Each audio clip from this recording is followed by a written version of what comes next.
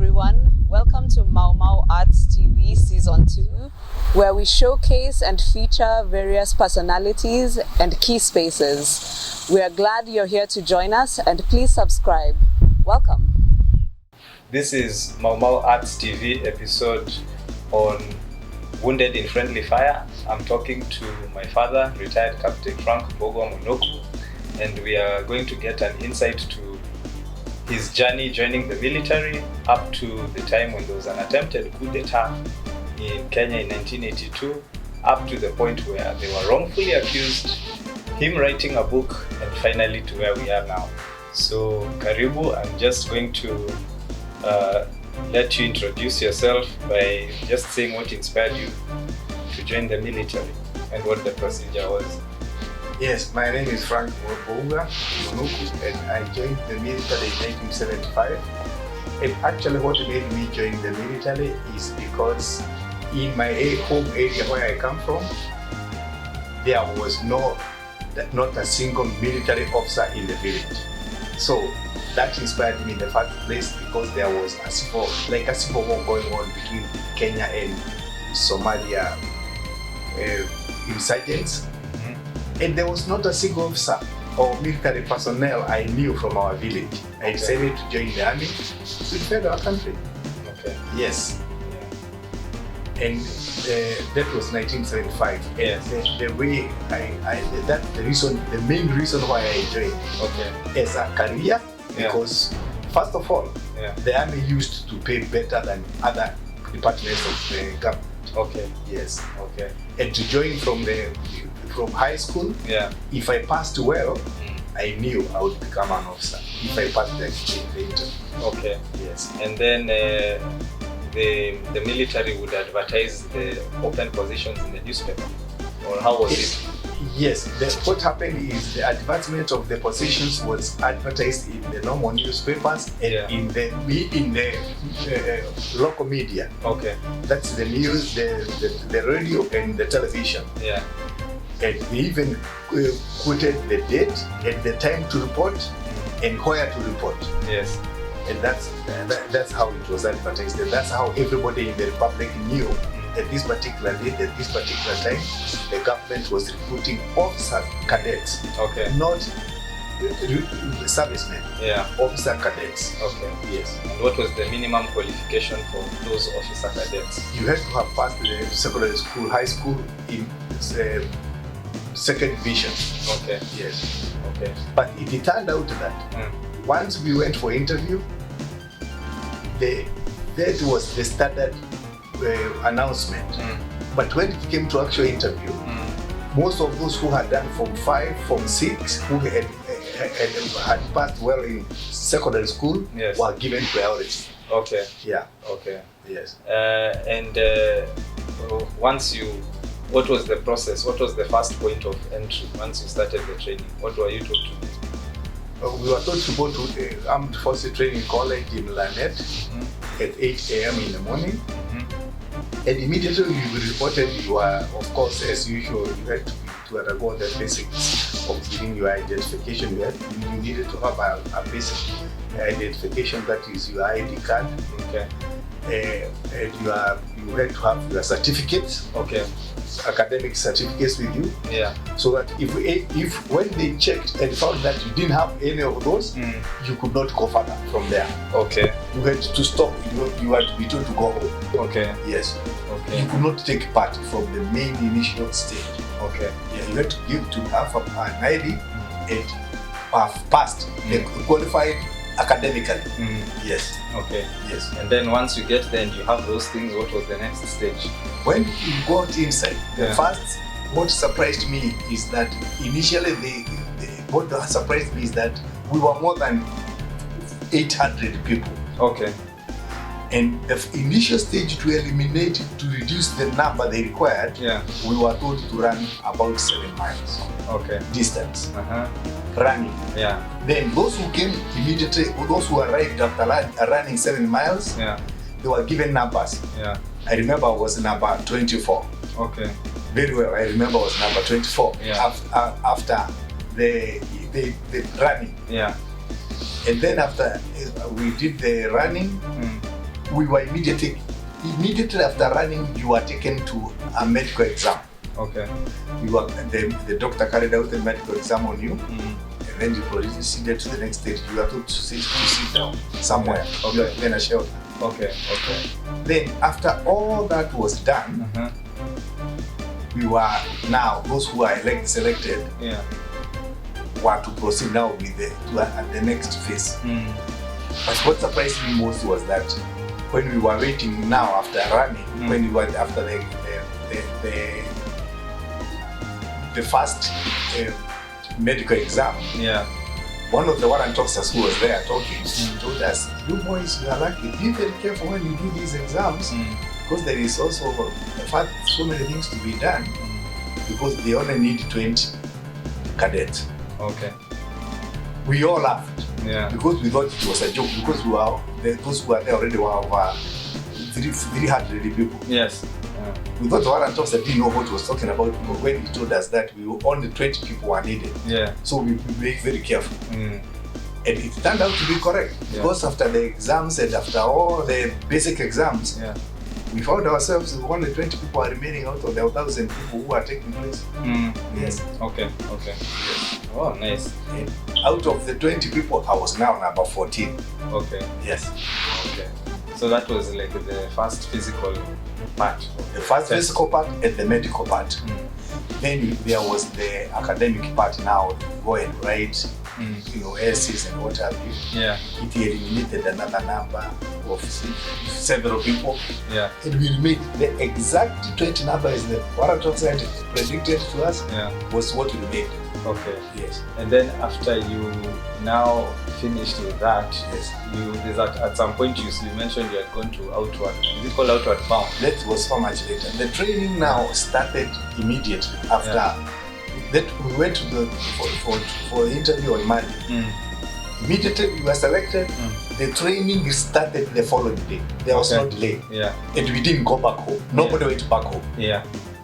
After you passed the exam, you stayed there. Yeah. You didn't have time to go for your clothes, for anything you needed. No. They were not necessary. Yeah. Because we were given uniform. Yeah. And that's all. Yeah. And your certificate and a box to keep whatever necessities you needed were supplied to you by the government. Okay. So we started training immediately. And for the first 3 months, we were doing both physical and academic. In the morning we were doing military academic work, and in the afternoon we were doing physical training every day for those 3 months. Okay. Yeah. Then the 4th month is the time now we were sent to climb Mount Kilimanjaro and to join the other civilians as they climb the mountain to experience what goes on in the military field, in the non-military field. Yeah. Yes. And that is the place where you are saying you start by a 2-week program. Is it 2 weeks or 1 week before you actually climb? Yeah, we started to practice the climbing of the mountain. Immediately we arrived there, and we did it for 3 weeks to practice, to do physical training, to do everything. That included even the civilians. Yes. The civilians we found there, it's like now they had become a part of us. Okay. They joined the 20 of us. There were just a few, there were not many. There were just 4 or 5 guys. Okay. The civil people. Yes. There were about a quarter of us. Yeah. So they joined us now to do not military work, but the physical preparation for climbing the mountain. Okay. Yeah. I heard that at some point you have to enter a pool, a pond of water, which is in the morning. Yeah, when we were there, that was a part of the training. Yeah. That was a part of the training now to prepare. Every morning you have to go and jump in the pool. Which is cold. Very cold. Yeah. To normalize the temperature. That's also part of the training for climbing the mountain.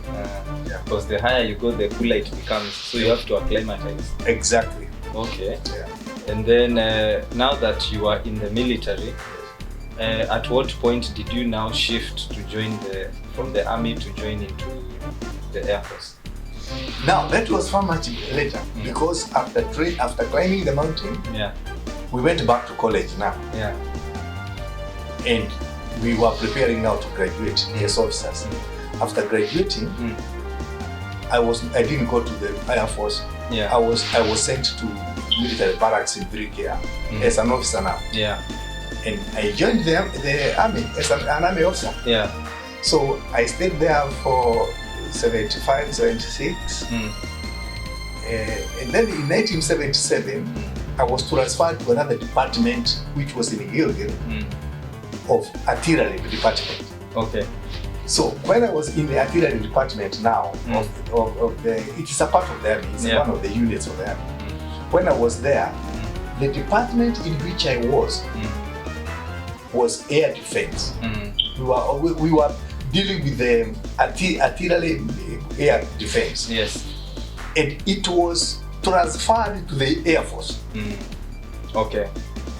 You see what I mean? Yeah. We were army officers. Yeah. But the whole unit now, the complete unit which was of air defense, was transferred to the Air Force and became a part of the Air Force. Okay. Yeah. And we were sent to Embakasi to set up the old airport as our military base.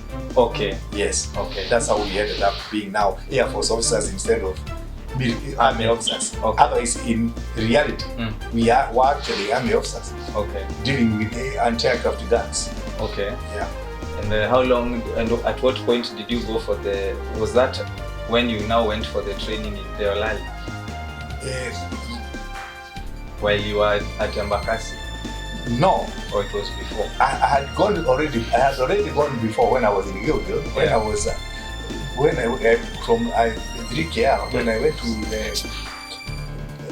to the Gilgil barracks for artillery air defense. They are the ones who sent me for military training to train on anti-aircraft guns in India. Okay. Yeah. Okay. Then I came back from India. Yeah. I came back to Gilgil, to the same base, and the base was transferred to the Air Force. Okay. Yeah. Oh. So by the time I was already going to the Air Force, I had already done my military training regarding the anti-aircraft guns. Okay. Yeah. And then now toward when the coup now started, what were the circumstances? You said you were not even anywhere close. What assignment were you at by the time the coup began? During my work at the air defense, it was called Ground Air Defense Unit, which was now a part of the Air Force. Yeah. When I was there, I was one of the squadron commanders. I had just been promoted to captain. Yeah. Because the army was expanding very fast. Yeah. That particular department. Yeah. And I was put in charge of one of the squadrons. Yes. And my squadron had been sent to Wajir, 500 miles away, for training purposes and to guard the airfield. Okay. In Wajir. Yes. Just briefly describe, because this is already in your book and we are going to talk, the book is self-explanatory. I think anybody who wants to know more about even his training in the Deolali and all the military procedures and experiences and short stories, you can buy the book and get it there. I think now the purpose of this episode of Mau Mau Arts TV is to try and unpack a background of where he came from in the run-up to the attempted coup. And that's why now I would like to ask you to just very briefly describe from the time the coup happened to the time you were incarcerated, that in a very brief way, what the experience was. Actually, what happened, when the coup happened, I was 500 miles away in Wajir with my squadron as the squadron commander, guarding the airfield in Wajir airfield. Yeah. So one morning, one of my radio operators came to me in the officer's mess and told me, "Sir, we have heard over the radio that there is a coup in Nairobi by the ground air defense officers we left there." Yes. The ground air defense servicemen. Yeah. Not officers, servicemen. Yeah. We left there. I asked him, how did you, when was this? He told me the time. Yes. I told him, okay, do this, go back to your unit, don't do anything or tell anyone about it. Yes. Because everybody will know, I'll call you later. and tell them to remain calm because we have nothing to do with it ourselves. Yeah. I don't know about it, you don't know about it, nobody knows about it. Yeah. So what you do, go back, I'll report to my senior. Within the same campus, Yeah. Wajir, Fairfield, there is an army unit Yes. commanded by a colonel. Yeah.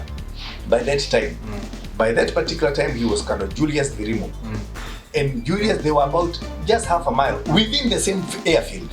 Their base was there. So what I did, because he was the senior officer, I took my Land Rover, I drove there. Yeah.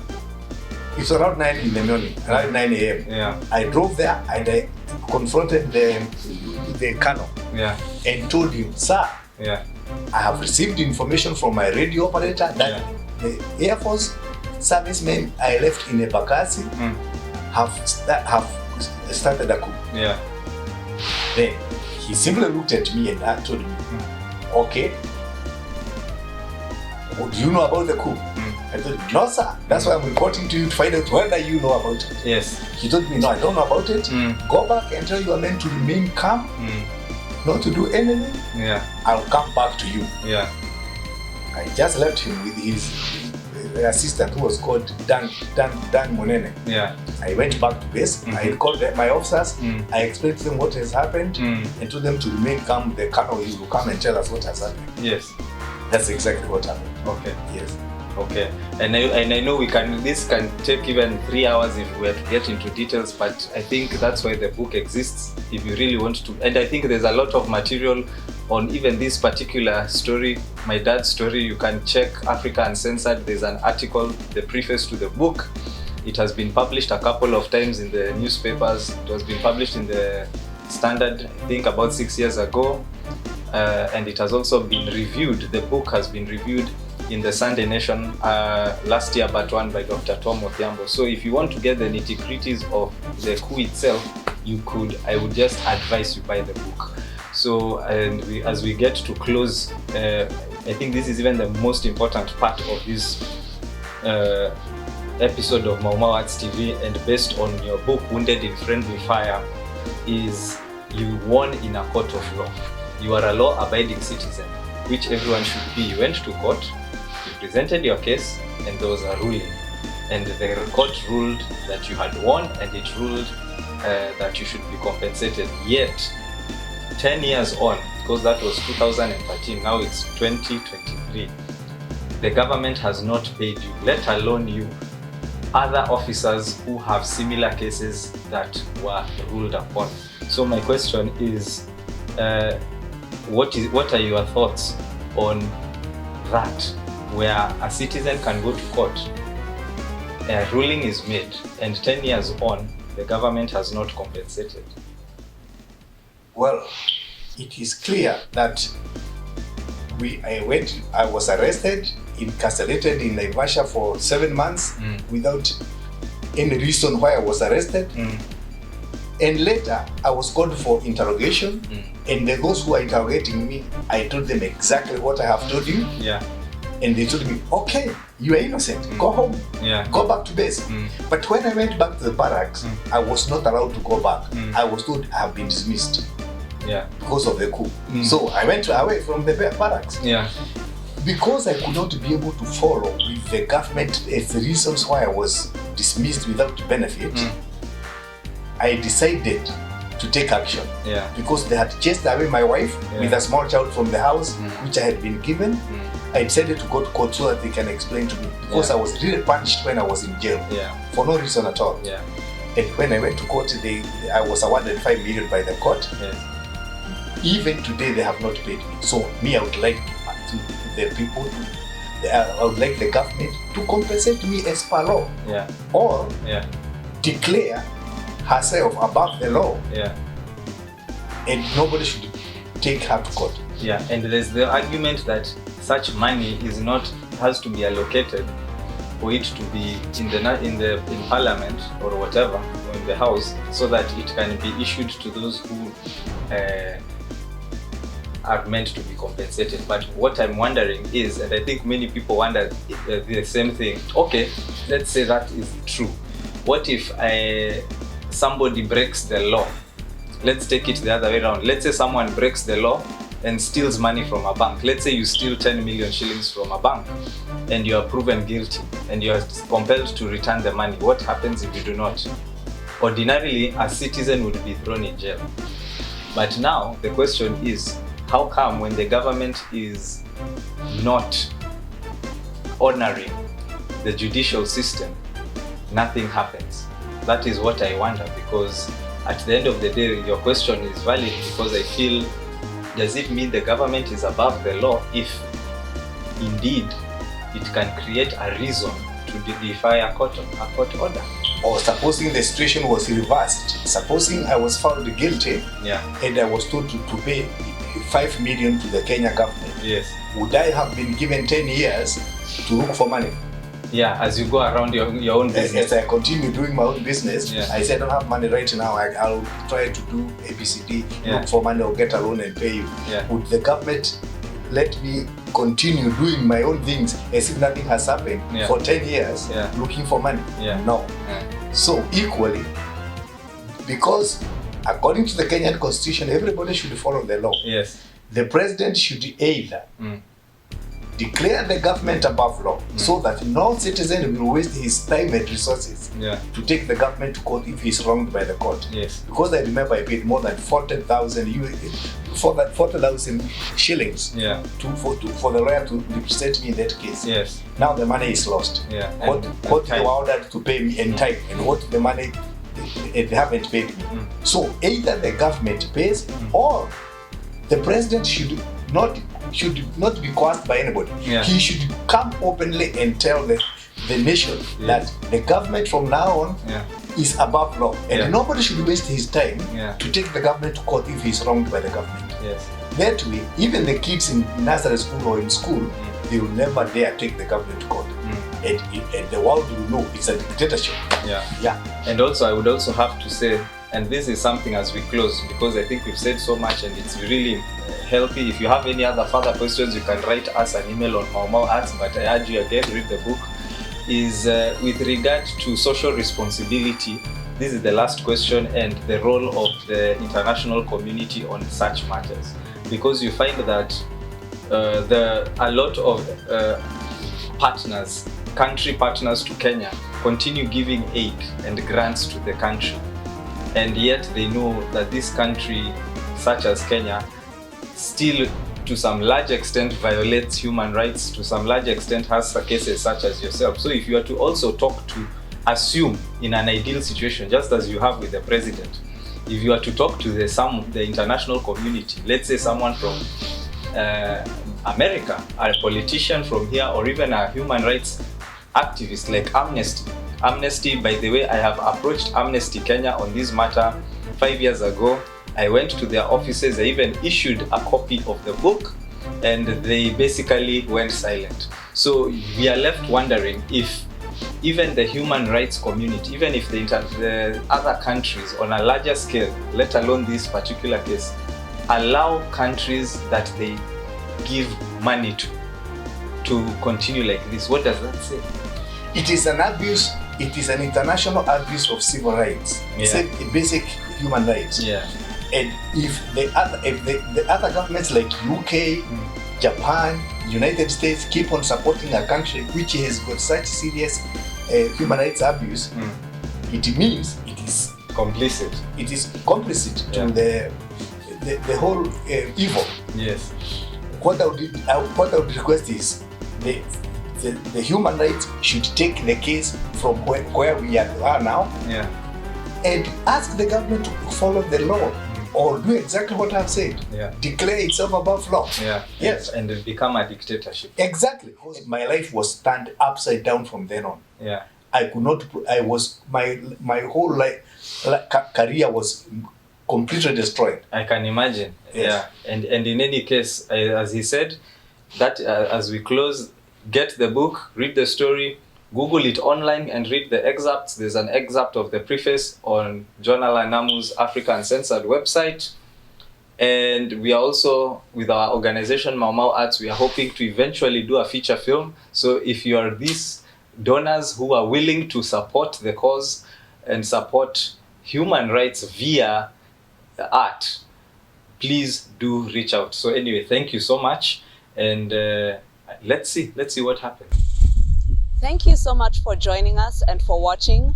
Please remember to subscribe to our channel, and if you would like to see any features, mention them in the comments.